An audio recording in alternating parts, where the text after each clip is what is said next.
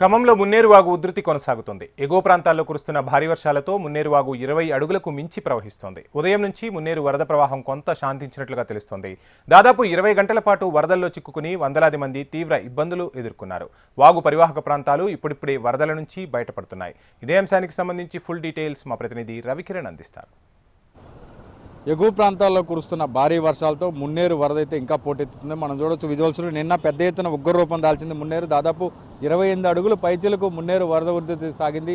ఈ నేపథ్యంలో పరివాహకం ఉన్నటువంటి ప్రాంతాల్లో ఉన్న ఇల్లులు కావచ్చు, అలాగే కొన్ని వ్యాపార సముదాయాలు కావచ్చు, అన్నీ కూడా కొట్టకపోయాయి. ప్రస్తుతం అయితే ఇక్కడ ఉన్నటువంటి మున్నేరు పరివాహకం ఉన్న శ్మశాన వాటికి కూడా పూర్తిగా నీటితో నిండిపోయింది. అలాగే పక్కన ఉన్నటువంటి టింబర్ డిపో కూడా పూర్తిగా నిండిపోయిన పరిస్థితి అయితే కనపడుతుంది. చాలా వరకు కూడా చాలామంది ఇక్కడికి రావద్దని అధికారులు ముందస్తుగానే చెప్తున్నారు. కానీ నిన్న కొంతమంది ఇక్కడికి రావడం, 9 మంది ఈ వరదలో బ్రిడ్జిపై చిక్కుకోవడంతో రాత్రి 1 గంట వరకు కూడా సహాయక చర్యలు చేపట్టలేకపోయారు. అలాగే కొన్ని టీమ్స్, రెస్క్యూ టీమ్స్ వచ్చినా కూడా వరద ఉధృతి ఎక్కువగా ఉన్న దృష్ట్యా వాళ్ళని బయటికి తీసుకురాలేని పరిస్థితి ఏర్పడింది. ఆ తర్వాత స్థానికులే ఒక జేసీబీతో వారి 9 మందిని కూడా బయటికి తీసుకొచ్చి రావడంతో కుటుంబాలు అయితే కొంత ఊపిరి పీల్చుకున్నాయి. ప్రస్తుతం అయితే వరద ఉధృతి ఇంకా కంటిన్యూ అవుతుంది.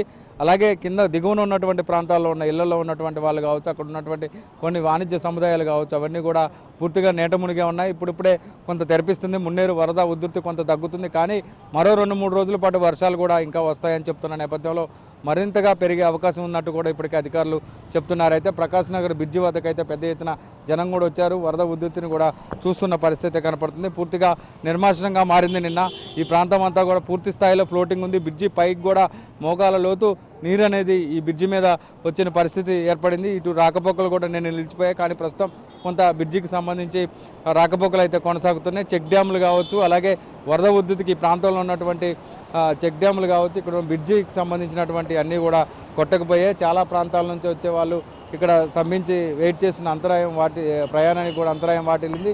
ముఖ్యంగా ఈ ప్రాంతం అంతా కూడా కొంత బఫర్ జోన్ అనేది ఉంది. బఫర్ జోన్లకు సంబంధించి ఉన్నటువంటి ఇల్లులు కావచ్చు, ఆ ఇళ్లలో ఉన్నటువంటి మనుషులు కావచ్చు, చాలా ఇబ్బందులు ఎదుర్కొన్నారు. ఇల్లులకు సంబంధించి పూర్తిగా ఫస్ట్ ఫ్లోర్ వరకు నీళ్లు రావడంతో వెంటనే వాళ్ళందరినీ కూడా మైదాన ప్రాంతాలకు తరలించారు. ప్రస్తుతం అయితే వాటర్ ఫ్లో ఇంకా కంటిన్యూ అవుతుంది. ఎగువ ప్రాంతాల్లో ఇంకా మరో 2 రోజుల పాటు వర్షాలు కూడా కురిసే అవకాశం ఉన్నట్టుగా వాతావరణ శాఖ చెప్పిన నేపథ్యంలో ప్రస్తుతం వరద అయితే కొంత తగ్గినా కూడా పెరుగుతూ వరద ఉధృతి పెద్ద ఎత్తున కనపడుతుంది. ఫ్లోటింగ్ దాదాపు గోదావరిని చూసిన విధంగా ఇంత పెద్ద ఫ్లోటింగ్ ఎప్పుడూ చూడలేదు.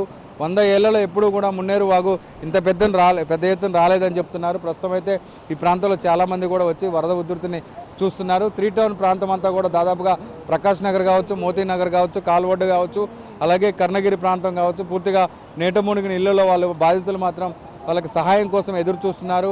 వాళ్ళ సామాన్లు ఇళ్లలో కొట్టకపోవడం, అలాగే వాళ్ళకి సంబంధించి తిండి కూడా దొరక్కపోవడంతో ఆహారం కోసం కూడా ఎదురు చూస్తున్న పరిస్థితి ప్రస్తుతం కనపడుతుంది.